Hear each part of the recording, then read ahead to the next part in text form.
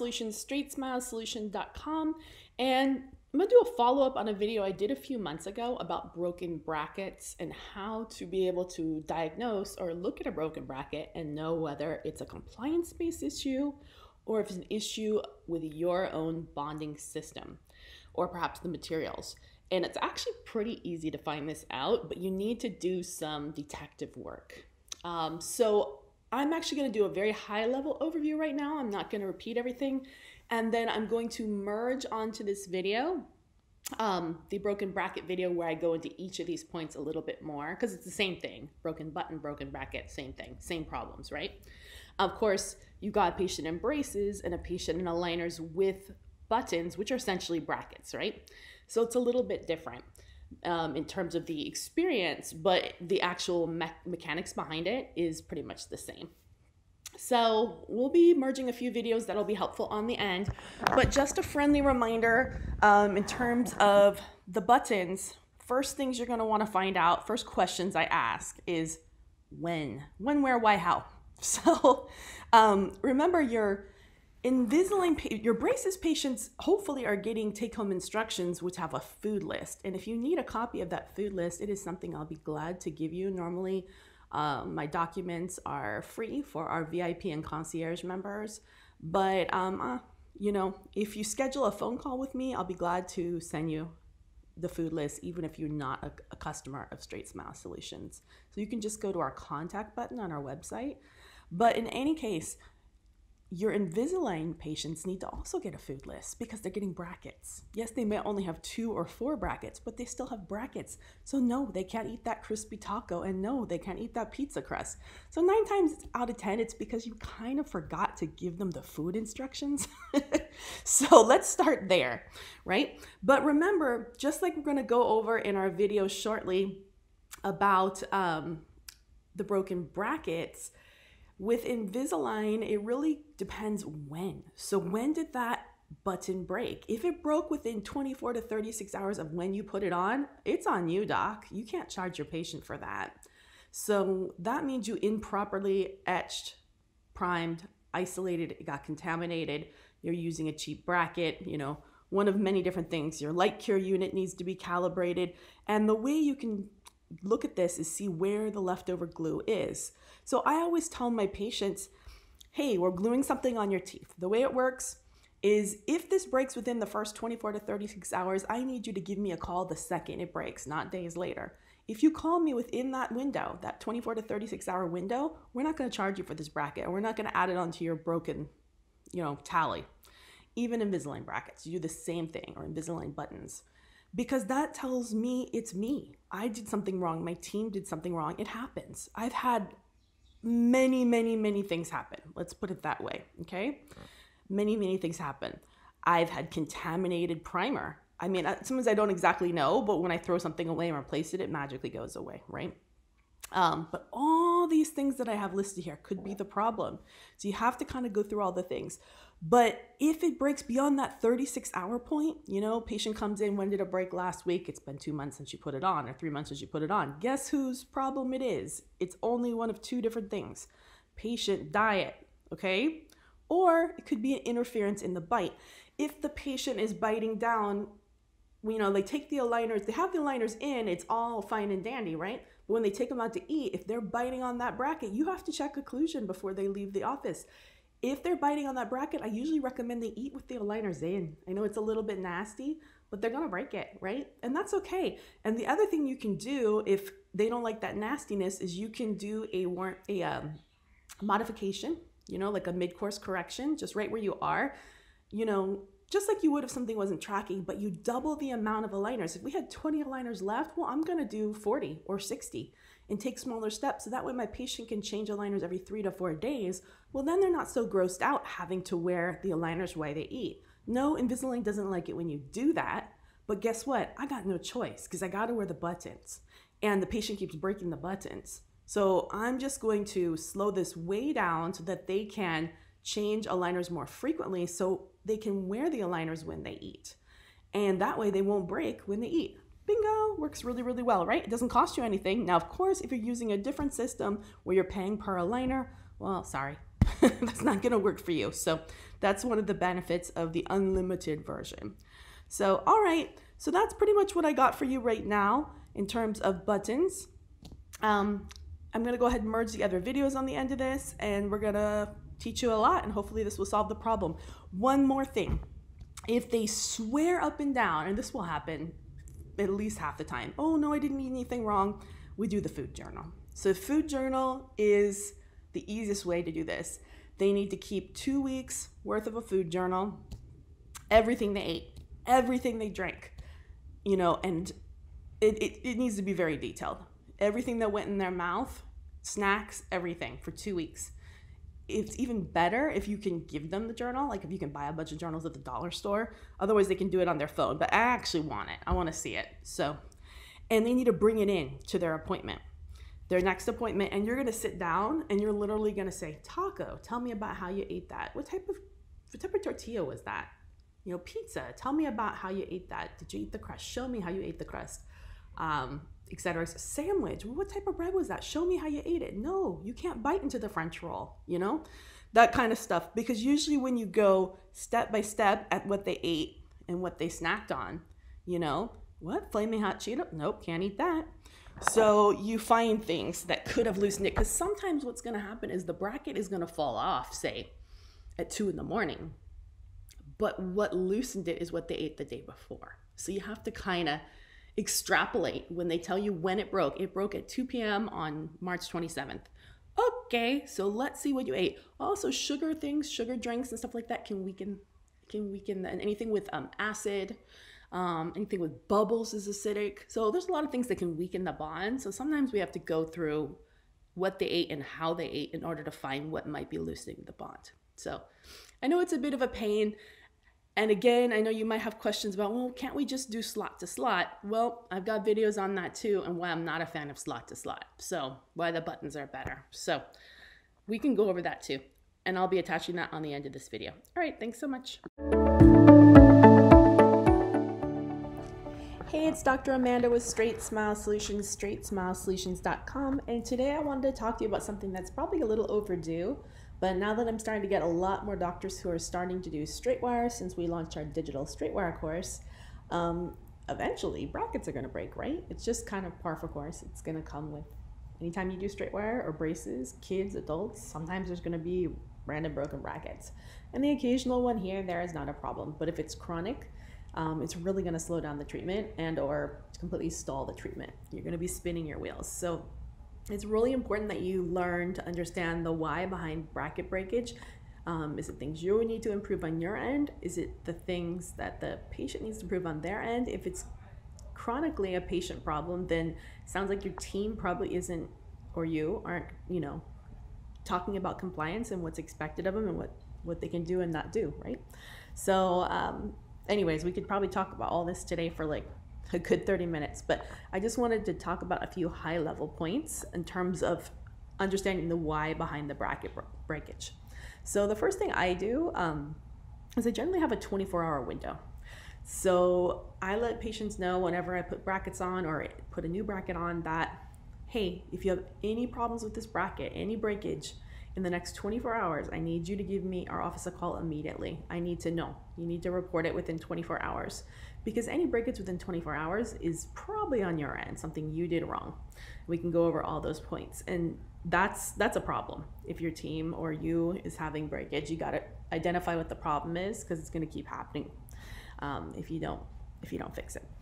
So I would want to know. And any phone call that you get beyond that 24-hour point is now most likely the problem of the patient. It's something the patient's doing wrong. And remember, if the patient's doing, a lot of patients are doing things wrong, it's your policy, your compliance policy, and everything like that you need to work on because, you know, that still isn't normal. But in any case, so let's go over beyond the 24-hour thing. So let's say whether it's pre-24 hours or post-24 hours. The next question I'm gonna ask once I need to know when it happened, I wanna know how it happened. So they may have, you know, some feedback. Oh yeah, sometimes they'll straight out say, you know, yeah, sorry, I was eating a taco, you know? Okay, problem solved. You know, but if they're like, gee, I don't know, it just happened, then that's where you need to dig into it a little bit more. And then you need to ask to see the bracket. So actually have the patient bring the bracket in when they, well, obviously if they broke a bracket, you want to reuse that bracket so you can save money. So you want them to make sure they save it. But you can ask them on the phone, hey, can you turn your bracket over? Do you have it in your hand? Can you tell me a little bit, is the glue on the back of the bracket, or is the glue still on the tooth, or both? And the answer to that question will pretty much tell you which direction. Now, I would make sure you don't tell the patient this kind of cheat sheet, because then they're gonna just say whatever they want to say, right? Because they're gonna learn.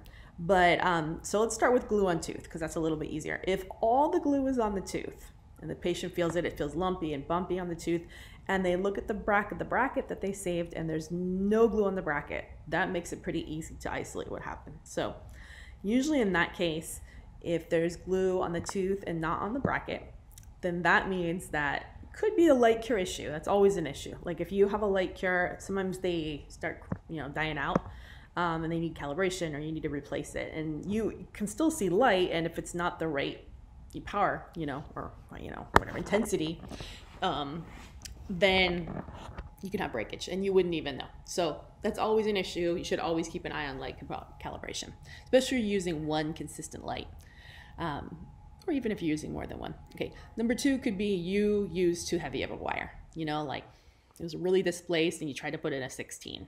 Yeah, it may not break the second you tie it in, but it might break later that night or the next day. And if so, that was you. Number three, someone could have been like a little heavy-handed at tie-in, a little too much force, a little too rough. Sometimes it won't ping off that very second, it'll ping off a few hours later. Of course, patient diet compliance is usually the main thing. Usually in this situation, it's something they ate, or they got, trauma, they got hit, something like that. They bumped, they fell. Or it could be a bite interference, where the way the brackets go on for ideal, a tooth is hitting a bracket. And again, these are things you have to check, but you have to check excursive or extrusive movements as well. So those are all pretty much things that you did wrong, or the patient did wrong. So either way, and you can kind of ask leading questions, but if they're super adamant, I have no idea how this happened, it just happened, then be thinking the other ones. Okay, so let's go to the one that's a little more difficult, which is where the glue is still on the bracket, not at all on the tooth. Tooth feels flush, nothing on it. In that case, it's still probably something you did. So it could be improperly etching, the duration, the stuff's contaminated, it could be isolation, there's blood, there's plaque, there's, there's saliva, you're not using like a Nola or something. What else? Sometimes it's happened to me before that an assistant to prep uses like the little normal prophy cups, but those have like oils in them. So that will prevent it. So you don't want to use that. If you need to prep first, I would just use plain pumice and water. Mix it up yourself. They sell some cups like that. Or just use a dry toothbrush. That's totally fine.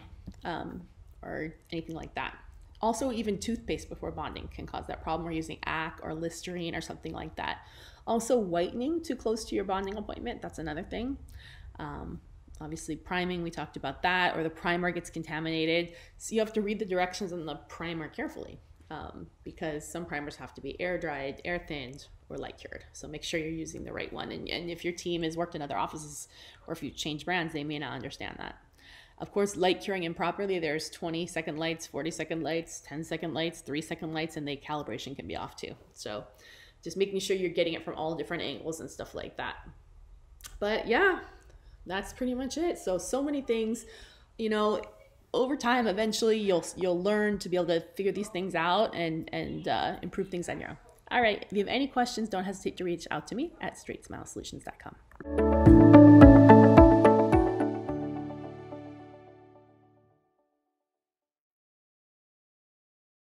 Hi, it's Dr. Amanda with StraightSmile Solutions, StraightSmileSolutions.com, and today I'm here to clear up some verbiage. Now, a lot of people use some of these terms synonymously, and it gets doctors really confused. So let's go ahead and clear it up. The words I'm going to be talking about today are in terms of aligners. So we're talking about buttons, attachments, precision cuts, slots, and cutouts. So let's go over what each of those mean. And some people might use different terms, so I'm going to talk about how I use them. First of all, precision cuts are the little holes that are punched into your aligners so that you can use elastics. Usually they're class 2 or class 3, and if you don't know what this is, go within my StraightSmile Solutions channel and search. If you don't know how to do that, I have a video on how to do that. So it's just a few videos behind this one. So take a look or email me at info@straightsmilesolutions.com and I will send you all the videos that you're looking for because I know where they all are. But in any case, I'm gonna talk super high level here. So precision cuts are the little punches that are made by Invisalign, the company, so that you can hook elastics on. There are two different ways to hook elastics. There are slots, which are cut in to the actual aligner itself. These are not my favorite ways to do things, and I have a bunch of videos on that. And I will be attaching those videos, bundling them together, maybe to make a playlist shortly thereafter to explain the why behind it. My preference for precision cuts would be the cutout, okay? Not the slot, which is cut into the aligner where you hook the elastic on the liner, but the button cutout, which is a half moon shaped hole. You can actually make like with a hole puncher, and you glue a button on the tooth. Because when you glue the button on the tooth, you can use, first of all, a heavier elastic, which means you get more bang for your buck in a shorter period of time. But also you don't have issues with aligner unseat, because for every action, there's an equal and opposite reaction. And if you're hooking your elastics on the aligners themselves, you're counteracting the force and the need to seat it and engage it in the undercuts and in the attachments, and you actually tend to have way more tracking issues. Now, Invisalign doesn't say this, but this is just my personal opinion after seeing tens of thousands of different cases. I see way more aligner unseats, issues with tracking with doctors who use the standard elastic on the actual aligner itself, which is your standard type of class 2 elastics. If you just ask for class 2 elastics within the Invisalign portal, that's what you're getting.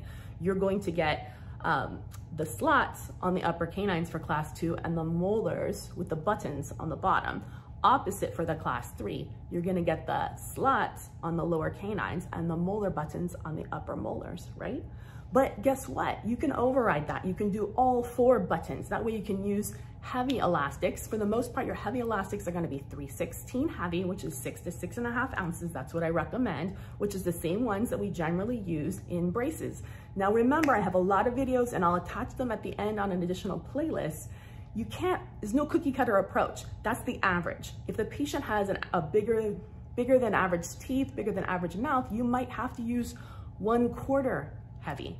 If they have a smaller than average mouth, you might have to use 1/8 heavy. So you need to stock a lot of different elastics.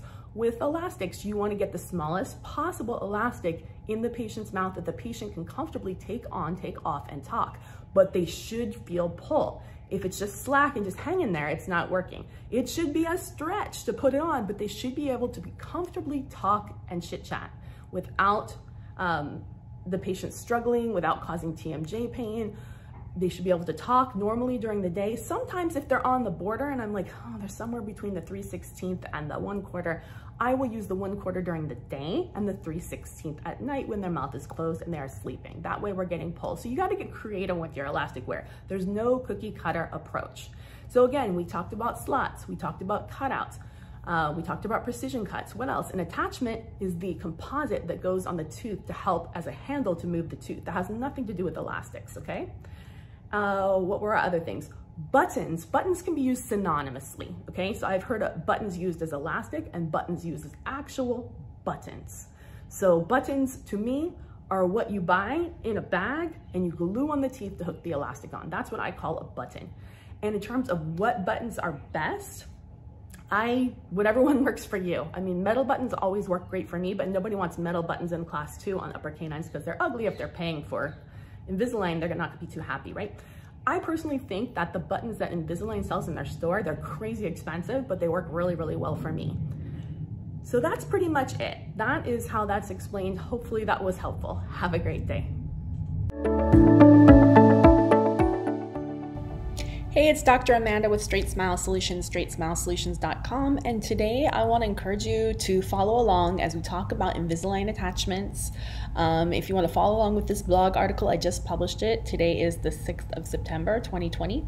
You can go to my website at StraightSmileSolutions.com and go to the About Us section and go to blog, and this would be the most recent blog that's on there. So in this blog, I go through, I believe, 7 or 8 tips about attachments and auxiliaries for Invisalign, and these are just things that you're not going to find in a textbook or anything. Just like if you asked an orthodontist, hey, give me your top 8 tips about Invisalign success in terms of attachments. These are my personal tips. They might be different than someone else's tips. This is just what I've experienced.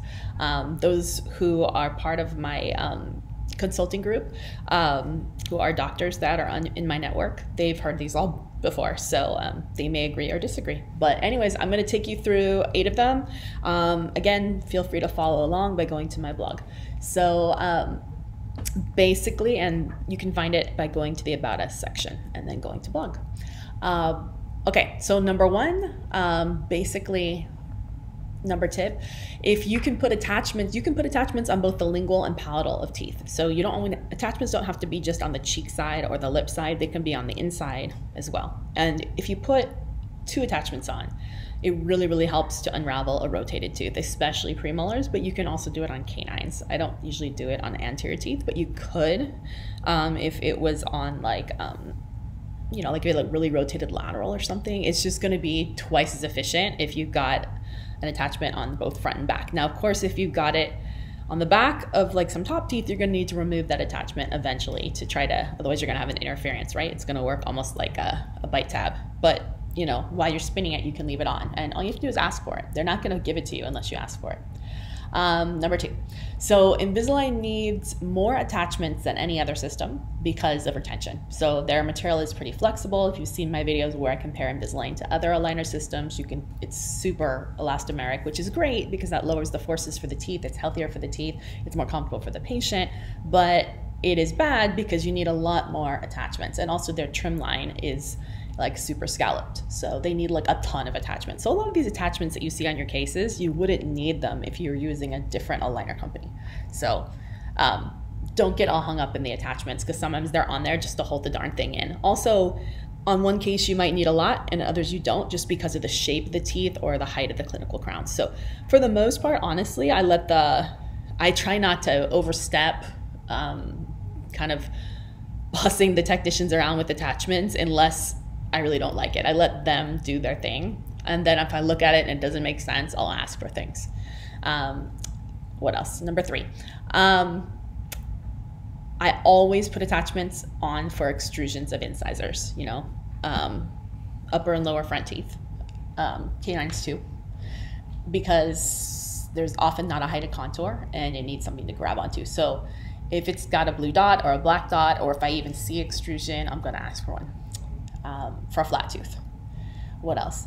I always put attachments on for rotations of incisors or premolars. If it's, canines too, pretty much everything, if it's more than 15-20 degrees. So I just ask for one because it's just gonna be much more efficient. You can also ask for full-sized attachments. Full-size vertical, full-size horizontal. Full-size vertical would be for extrusions. Full-size horizontal would be for extrusions. Full-size vertical would be for rotations. Power ridges, because we're talking about auxiliaries too, are those little, I don't know, they're like nubs that go in to towards the tooth, actually touch the tooth, unlike a nub that goes out, that would be a bite tab. I use bite tabs all the time for basically anyone with a deep bite is going to get a bite tab, anyone with bruxism is going to get a bite tab, anyone that clenches is going to get a bite tab. You're not necessarily going to know that by looking at their case. You're gonna, it only takes a couple of posterior open bite cases to realize how wonderful bite tabs are. So I tend to use bite tabs all the time, and they're not gonna put them on unless you ask for them. You have to ask for bite tabs. They're not gonna end up in your treatment plan if you don't ask for them. So you've gotta know when to ask for them. I tend to underuse them instead of overuse them, but I should use them more. Every time I don't put one on, and later I kick myself that I didn't put it on. But yeah, power ridges are the nubs that go in, they're for torquing a single tooth. They also cause the plastic to jet out, and they cause more discomfort with the patient in terms of fit issues. So if you don't need one, don't put one on. Chewies are super duper important. You need Chewies to fully engage your attachments. If you're not spending the $1 on Chewies and giving one to every patient and explaining patients that they need to use them regularly and how to use them, you are not getting the best possible outcomes. And again, look at your revision refinement rate. If your revision refinement rate is above 40-50%, you're doing something wrong. So Chewies is a $1 thing that you can buy at Amazon. Give your patient one, explain the why behind it. I've got a bazillion videos on how to use Chewies and how that $1 investment can help you decrease your, not only your chair time, but increase patient satisfaction, your lab bills, everything like that. You know, less chair time, less visits to the office is more ROI for you, you know, more profit, because every time there's a patient in your chair, you're getting less profit, right? Because that chair could be used for something else. Precision cuts and elastics. I pretty much stopped using their recommended precision cuts, the slots, and now I'm all about just bonding to the tooth, you know, almost like you do in braces. It just works way, way, way better. I know it's an extra step, but it is so much better for adjusting midlines and adjusting AP. So you can ask for that. I always say just all cutouts, no slots. And of course, you know, it's an extra few minutes in the chair, but you'll get a way, way better outcome. And you can use heavier elastics. And also there's less fit issues, because if you're attaching your elastic to the slots, it's like a counterforce to seating it, you know, it's like the opposite of a Chewy. So ideally we want the darn things to stay in and not have something pulling them out all the time. Lastly, I think plastic is better than braces on open bite cases. Opposite maybe on deep bite cases, unless you have the bite turbos. I love plastic for open bite cases. You can do magical things, but remember, open bites don't just happen. I mean, you got to figure out what is the etiology of your open bite. And this is something that I say so often. Your open bite is either caused by a past or present habit, or it's caused by a skeletal issue, one or the other. So your past or present habit could be a thumb habit, a finger habit, a tongue habit, an oral habit, just biting fingers, biting pens, could be an airway issue, could be mouth breathing. The problem is you can go and fix it with Invisalign, but it's not gonna retain. First of all, it's gonna take longer if you don't fix it first. And then I can't tell how often we see cases that just unravel. They don't retain, even though you might have made the best possible retention and the patient's wearing it, because the force of the tongue is something to be reckoned with. The tongue is extremely strong, and it's stronger than your retention. Even if you do bonded retainer, even if you do an Essex over it, most likely it's stronger. And you're gonna see rapid relapse in these cases. You know, 3, 4, 5, 6, 7, 8 months, and most likely you're gonna have to retreat that case for free because you missed the most important part, which is treating the myofunctional. And that's not always easy. Now, treating the myofunctional could mean having a myofunctional therapist. It could mean putting in a fixed appliance for 6 months ahead of time. It could mean putting in a removal appliance and having them wear it at night over the aligners. There's a lot of different options there. It could mean sending them to an ENT. It could mean taking some time and fixing the mouth breathing, finding what's wrong with the nasal airway, treating the allergies. There's a lot of stuff that may not be dentally related that comes with these open bite cases. So you're gonna have to have an interdisciplinary approach, which might include the primary care physician, or referring them out to a sleep physician or an ENT. So don't necessarily take an open bite case. Anytime you see an open bite case, as far as I'm concerned, it's a huge red flag. It may not be something that you want to start right then until you figured out what's causing it and you treated that. Now, you could start the case and treat that first, but I wouldn't necessarily start the aligner until you figured out what the problem is. And if somebody's claiming there's no problem, then you're not doing your detective work well enough. You have to be a detective with these cases and find out what's wrong and treat it. Something is 100% causing it. And even if they tell you that they had a thumb habit at age 5, well, if you're still seeing open bite, I don't buy that, because a thumb habit at age 5 that ended at 5 doesn't cause an adult open bite. It would have fixed itself, or, you know, it's not going to be something that's totally obvious. You know, so that means that maybe they're mouth breathing at night because of the thumb habit they had at age 5, and it's a perpetual problem, and that's still going to unravel your case. So again, if you can visualize an open bite, there's something currently wrong. Could have been caused by a past problem, but there's still something currently wrong that needs to be treated. Often patients are totally unaware that things are happening at night, and that the things that are happening at night is making their bite worse. And often they're not telling you the truth. I can't tell you how many patients are thumb suckers, active habits, biting fingers, biting nails, you know, stuff like that, even sucking thumbs at age 60, 70, 80, and nobody knows. They don't, it's a complete shame spiral. They're not going to tell you in the chair. You're going to have to dig into it in a very friendly way and explain the why behind it, and just say, hey, you know, in those circumstances, I say, look, I know you want to straighten your teeth, but I can't straighten your teeth till I find out what's causing your open bite. And unless I can find what's causing your open bite and treat that, I can't fix your teeth, because anything I do is just going to relapse. And I don't want you to invest your money in something and have it go away, you know, even though we've both done our best job. So I need you to be totally honest with me about what's going on here, and that, you know, usually they'll open up after that. So there's some good scripting for you. But again, sometimes they don't know. So anyways, hopefully that was helpful for you. Please do visit my site and go to the blogs to learn more. And don't hesitate to reach out if you have any questions. All right, thanks so much. Hey, it's Dr. Amanda with StraightSmile Solutions, StraightSmileSolutions.com. And I had a question come in yesterday from a doctor who was going to be bonding some buttons on for Invisalign, and they had some questions about how much adhesive to put on the back of the button, and it's a fantastic question. And the other question they had was about positioning of the button with the aligner, and I don't necessarily have the best demo for that. I'll look around and see what I have, but I think it's pretty self-explanatory. So let me go ahead and show you real quick what we have and how to do it. So first of all, let's talk about bonding buttons. You can see here that, oops, I don't know if this is blurry or not. Let's see. I'm trying to get it. Okay, so for example, there's a precision cut or a button cutout right here. Can you see that? It's like a little half moon shape cutout. All you're gonna do is put your attachment template on, or if you're doing your buttons not at delivery at the same time as attachments, excuse me, using my voice, whenever you're starting the buttons, you know, whenever this half moon comes, you're gonna slap it on, make sure it's seated fully with Chewies. If it's not fully seated, you cannot do it, okay? Because it's not gonna go on right. And then all you're gonna do is center that button on the tooth, not right at the gum, not right at the top, but right in the middle. So you should have at least a millimeter all the way around, because if somehow it wasn't fully seated, you'd be knocking it off. If you put it down by the gum line, it would be kind of moist and it wouldn't stick good, right?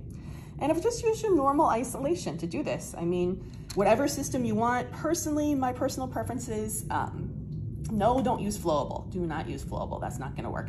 Use bracket cement. And there's a zillion different types of bracket cement. This is actually not my favorite, but this is just a bracket cement, which should be fine. But the one I like is called Transbond. Also, anything by Reliance is great. So Transbond is by 3M Unitech. Reliance is great. Their stuff is really, really good. They're like top of the line for adhesive and bonding to teeth. But for demonstration purposes, this should be fine. But you know, just the normal stuff, you're gonna use your etch, right? Your blue etch, unless you have a porcelain crown, and hopefully if you had a porcelain crown, you did not put a button on that tooth. You hopefully planned in advance and requested not one. But for standard teeth, blue etch, right? Etch for 15, 20 seconds, rinse, change the cotton rolls, air dry till chalky. So the tooth is chalky, keep it isolated, don't let it get unchalky. Then put on your primer. Some primers are AB, some primers is just one step. You're gonna scrub, read your directions, because you're most likely gonna have to scrub your primer in. Sometimes you have to air thin, sometimes you have to light cure, so you need to read your directions. They're all different. Sometimes you have to mix. Wouldn't recommend going to the lollipop one-step whole process until you get the things down, because there's a lot of errors that can happen in that process and you're not gonna know, right? You should definitely watch my video on bracket breakage too, because if you're having breakage, there's probably an error in your step, right? So etch, rinse, dry, chalky, prime, however the prime thing is. And then go ahead and get your bracket and get ready. So it doesn't matter if you're using a bracket. You can even use a bracket, but sometimes it doesn't fit very well with the half moon shape, right? But whatever works. Depends on how big the tooth is. Or you can use a button. This is actually an eyelet, but for demonstration purposes, it'll work just fine. I'll show you how much glue to put on, if I can open this. Oh goodness, okay. I should have pre-opened this before we started. Oh goodness. Okay, we're gonna do the bracket. Okay, hang on. So I'm gonna go ahead and get it out. I'm gonna show you how much glue to put on. These are some big brackets. Okay, these probably would actually not work for the half moon shape, but at least you can see how much glue to put on a bracket. Okay, so whenever you use bracket cement, of course you want to get a bracket holder. It's better than a hemostat, because when you use a hemostat, you have to click it and then it kind of shakes it. So I'd rather use a bracket holder. Whenever you get the glue, you want to get your pad or whatever and dispense a little bit out first, because the top part sometimes is dry and that's not going to stick good. There we go. So I smear a little bit out first until it's sticky. Yep, it's sticky, so you're good. Okay, so all you're gonna do, and again, don't use flowable, okay? So all you're gonna do is just smear a little bit on the back of here, and I'm kind of looking, sorry, I'm doing this in like a weird angle, so sorry if my hand's shaking, but I'm doing it through the lens. Is that enough? I can't even see. There's no light here. And yeah, remember, you can't do it, and that's decent, that's actually too much. Okay, remember also you can't touch the back of your bracket, because if you get the oils on it, it's not gonna stick. So if you think you touched it with your fingers, it's better to get a little rubbing alcohol and wipe it off, okay? That's probably a little more than I need, but you know, better more than less, because when you push it down, so I'm gonna act like this is on the tooth right now. Actually, I can bond it to a tooth. Let me find something to bond to. I always have stuff to bond to. Okay, let's bond to this. This is a model. Oh goodness, there's like, the molars all have stuff. Not a good one. Okay, fine, same thing. So let's say, for example, this was a button, okay, but it's not, and we were gonna bond. You would just press it down, okay? Make sure you get it in the right position. But I mean, if you have a template on, it's gonna basically show you what the position is. Like I said, don't be at the plastic.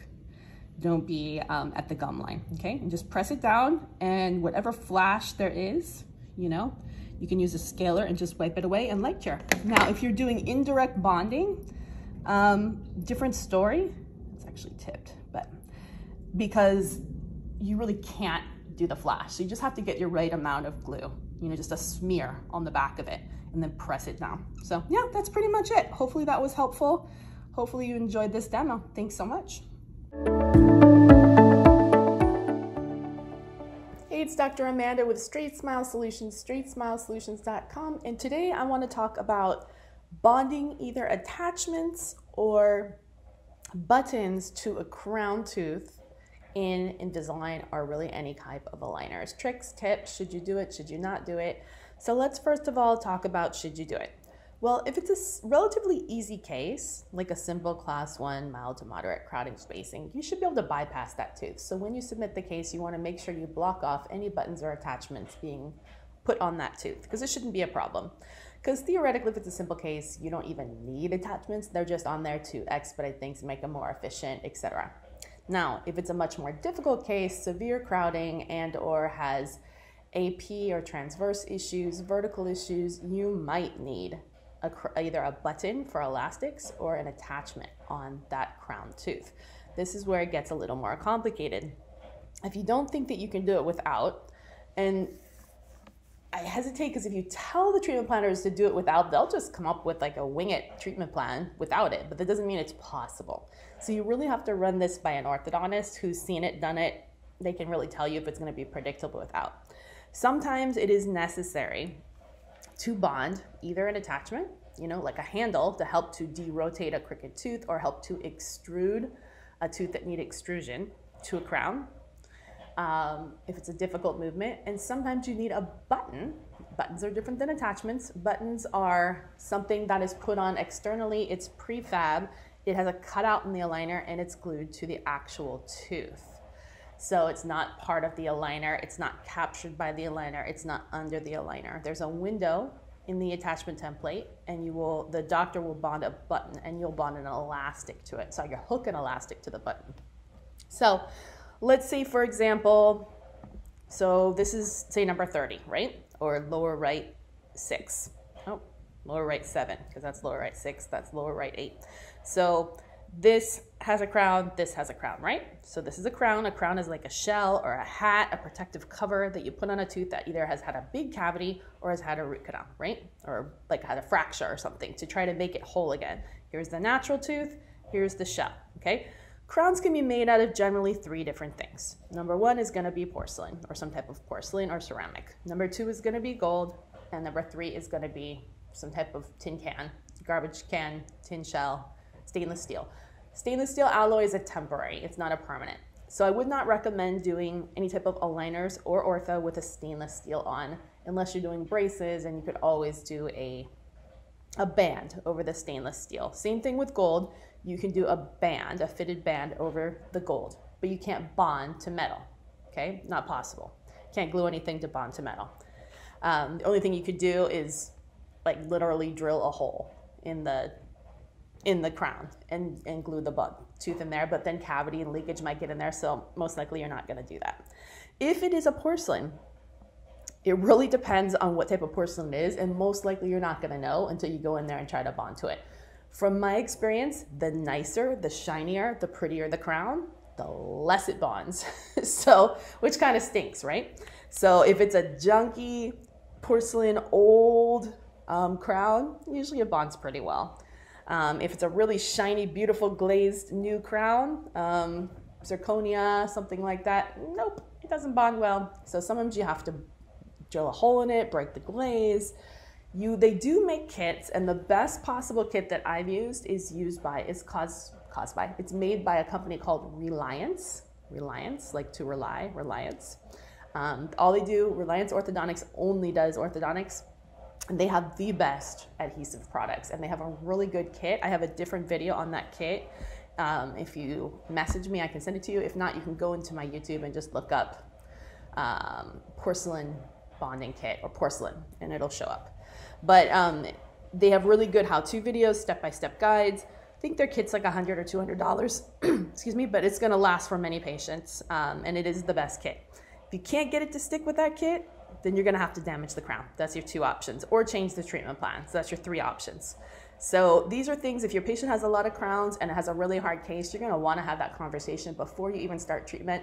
I recommend grabbing a written disclaimer that just basically says, hey, look, we're gonna probably have to damage a few of your crowns in order to get these brackets to stick. If we damage them, it's not gonna be covered by insurance. It's just additional part of treatment, and you're gonna have to pay to replace them at an additional expense later after treatment, you know? It's just how it is. So, you know, this is the benefit of having natural teeth in ortho. So grab that signature, because if you do not, when you get to the end of the treatment, guess who's paying for the crowns? The doctor's paying for the crowns if the doctor damaged them and didn't grab the release from the patient. So just a little suggestion. Anyways, that's pretty much it. All right, hopefully that was helpful. Thanks.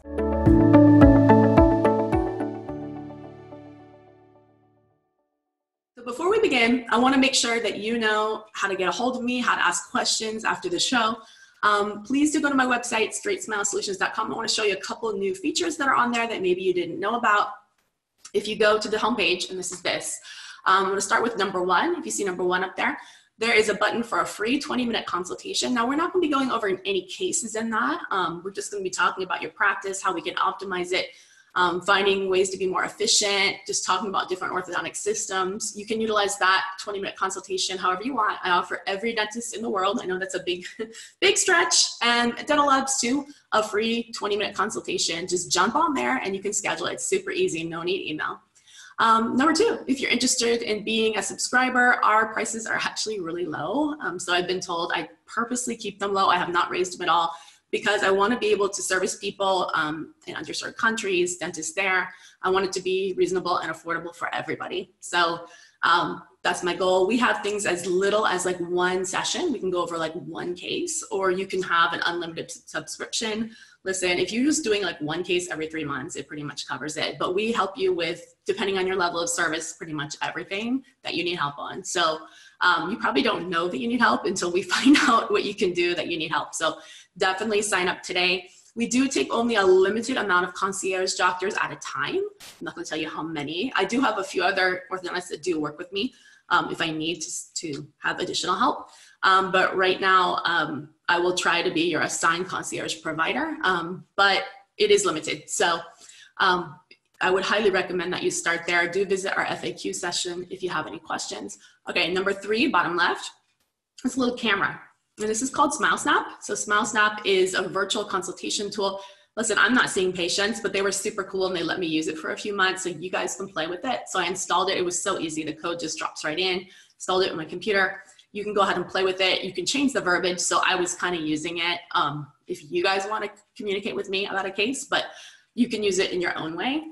So you should totally check it out. For now, feel free to play with it and just do whatever. And then on the other end, there's a dashboard.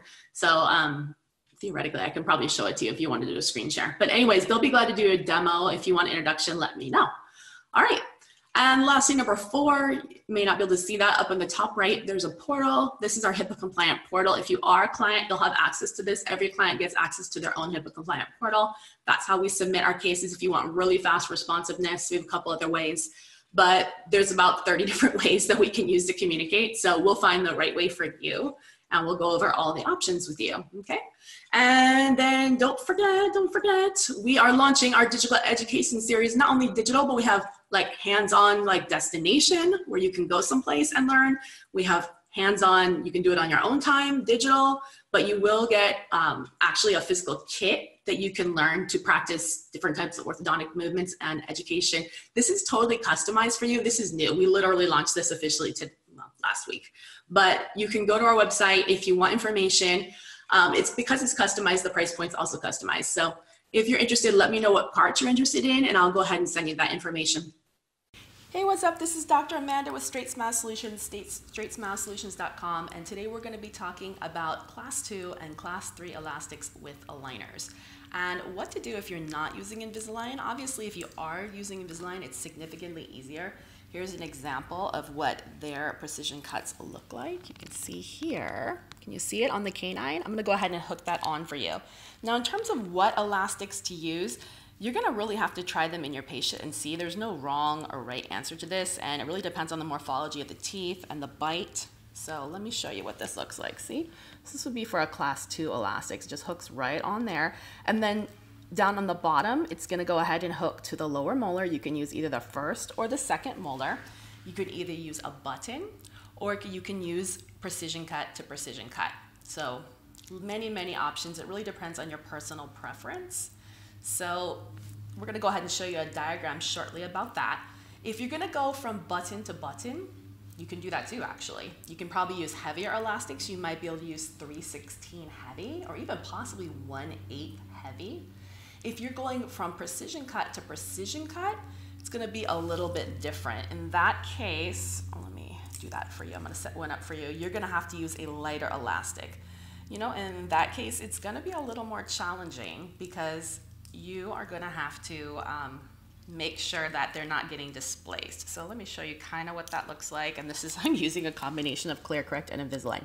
But so that's going from slot to slot, okay? So that means the patient is going to go ahead and assemble this outside the mouth and then put it in their mouth all at one time, as opposed to going from button to button where you're going to put the aligners in first. The buttons will already be on the teeth and then hook the elastics on. So personal preference, what you want to do. What if you want to go ahead and punch your own precision cuts? Now, again, we showed the demo of Invisalign, what it looks like. The good thing about Invisalign is because of their scallop trim, it's super easy to put the hook on and they're relatively low profile.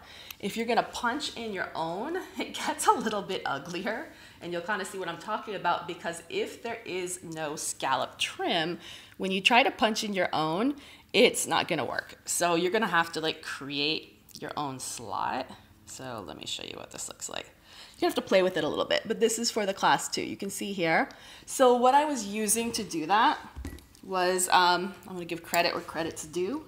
So the pliers that I was using, these are made by Justenko. It's a company out of Sweden, and you can see here, this is the slot puncher. I have a couple other videos on that. If your aligners have straight line trim, like ClearCorrect or some of the other in-house aligner white label companies, you are gonna have to get creative with your punching. This is how you do the molar punch out. That's a little bit easier. You can see here, I'll show you what that looks like. So here's where I did a molar punch out down here, okay? And really, I would put it on the patient first, you know, and just kind of mark where you wanna do it. It needs to be in the center of the clinical crown, and you need to be able to get the whole button on there and a tiny bit of enamel along the gingival so that it's not kind of seeping on the gingival as you bond it, because it's probably not going to stay on. So you need to make sure you make it high enough. This is probably an example of how not to do it, because it's a little bit off center, and I think not high enough. So I'll try to reposition that for you. But okay, so let's talk about the opposite. So here we go, I'm popping it right now. Woo, that's a little bit better. Okay, maybe a little bit more centered, okay? What if you want to do a Class 3 elastic? Class 3 elastic is the opposite. So you're going from, and we'll go ahead and show you a diagram now. We're going from upper molar, so you can either do the 6 or the 7, so you have to think about that, to the lower canine for the most part. So it's opposite, right? So upper molar to the lower canine. Let's see if we got one punched out here. Nope. Yes. So here, this is actually an upper now. We just turned it into an upper. So there's your upper molar cutout, or you can do a slot. I'll make a slot for you right now. You can see how to do that. Again, these are not the prettiest, but I do find that when you have a straight line trim, you're kind of at a disadvantage for this. You really are. Let's do that here. Sorry, I'm not really doing it in front of you guys, but okay. So I kind of ran it to the 7 here, but here, this is for class 3. So upper molar slot down to lower canine. If you want to go slot to slot, you're gonna have to go lighter on elastics. If you want to go button to button, you can go heavier on elastics. Again, the elastics I'm usually using are, on the small end is going to be your 1/8 medium to 1/8 heavy. On that larger end, maybe 3/16 to maybe 1/4, depends on the morphology of the teeth, the bite, the patient's musculature, so many things. So you really need to try in the elastics before the patient leaves the office, and make sure that they can comfortably get them on and get them off in a timely manner. I'm gonna give them about 1 or 2 minutes. If they can't do it in 2 minutes, you know, either have them practice more or change the elastic size. If they cannot do it, then they're not gonna do it at home, because, I mean, and you guys should be able to do it too, I'll be honest. I mean, initially, unless you have nails, you're probably gonna use one of these to put the elastics on. But if you can't do it with your nails, the patient can't do it with their nails, okay? So, and the patient's not gonna take this home. I mean, there's elastic hook, things that you can use it, but realistically, is the patient gonna carry that around? No. So make sure it's something that you can do before you assign it to your patient. In order for elastics to work, some tips, you have to wear them 24/7, 24/7. Maybe you can have maximum 2 hours per day while you eat. If they are only wearing them 18 hours a day, it will not work. You will get 0 outcome on this. So it's like a seesaw effect. It's just gonna be sore. That's the only thing that's gonna happen. So you have to make sure that your patient understands this 24/7. And not just 2 weeks, 3 weeks, you're talking about months to get.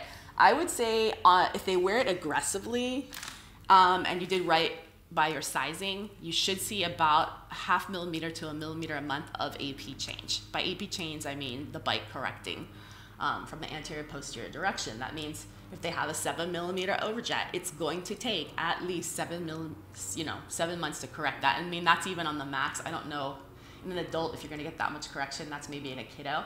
In an adult, the max you're gonna get with elastics is probably 2 to 3 millimeters of correction, and that's if they're awesome. In a kid, maybe you can get up to 6 to 7 millimeters, and that's if they're awesome. But like I said, that's gonna take minimum 7 months of 24/7 wear. When the patient comes in for their checks, you need to be measuring them and taking photos. You should see, if you're only seeing them every 6 to 8 weeks and they're honestly wearing these 24/7, you'll see a change. If you don't see a change, they didn't wear them. So, and you need to be confident in telling them that. So, I mean, a little confidence with elastic goes a long way, because, you know, patients or kids are like animals. They can sniff out fear, and it's a lack of self-confidence. So you need to have the confidence. But again, if you didn't size the elastics right, guess what?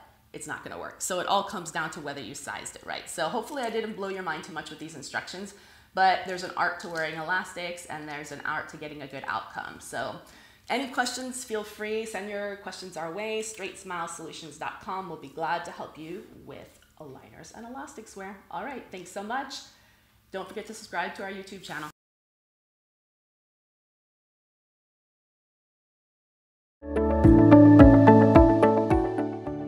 Hi, it's Dr. Amanda with StraightSmile Solutions, StraightSmileSolutions.com, and we're going to talk a little bit more about elastics, specifically class 2 and class 3 elastics with Invisalign or aligners, and how it's different from braces. And please watch my previous video about the elastics, where I talk about how to put them on, how to use your elastic placement tool if you need it, where to order it, how to wear class 2 and class 3 elastics with braces. But let's talk about how it's different with aligners.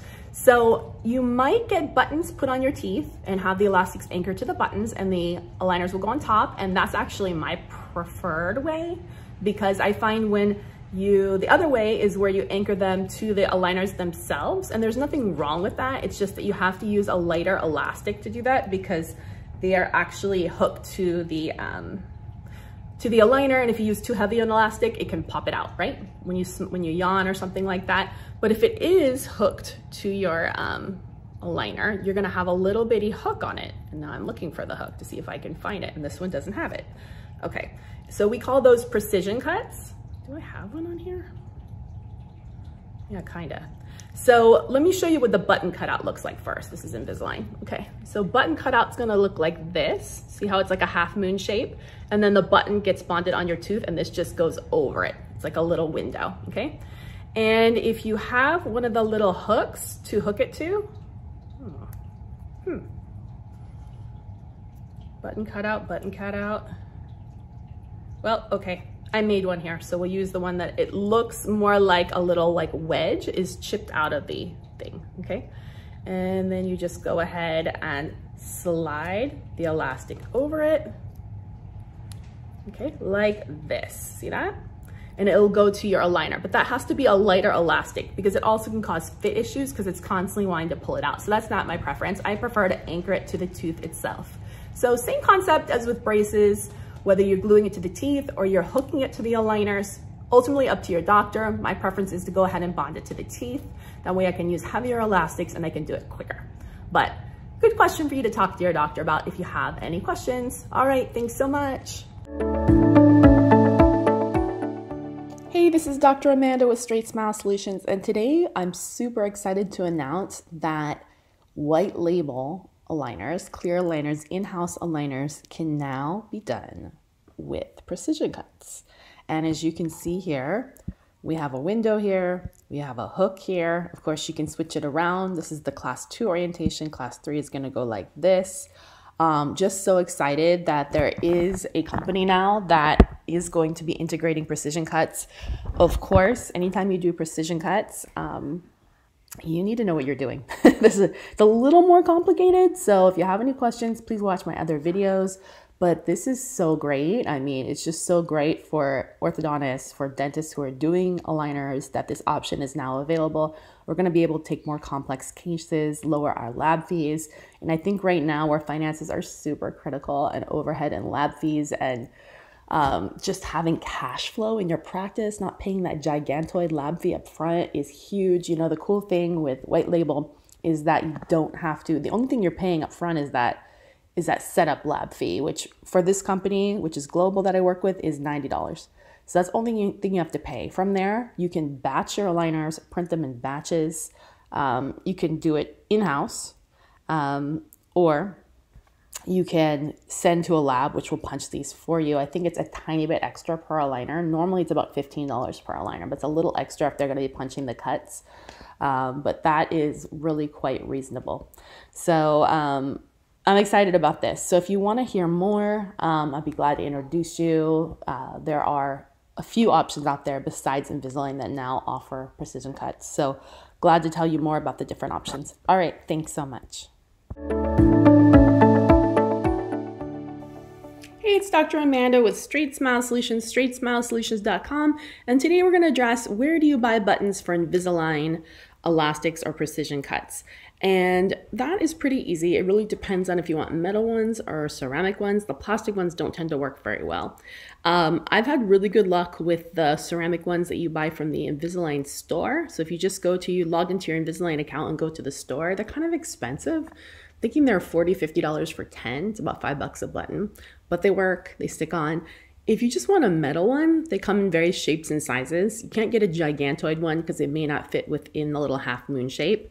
But I mean, you can even just go to eBay or any orthodontic company, you know, from Henry Schein to Ortho Organizers to Ormco to all these different ones. They're always changing names, so I'm forgetting, but they all have them. Just Google orthodontic button metal or orthodontic button ceramic and it'll come up and you'll get your favorites in time. So no worries on that. Just, yeah, not plastic would be my suggestion. And it's got to have a pretty good mesh base. It shouldn't be just smooth. All right, thanks so much.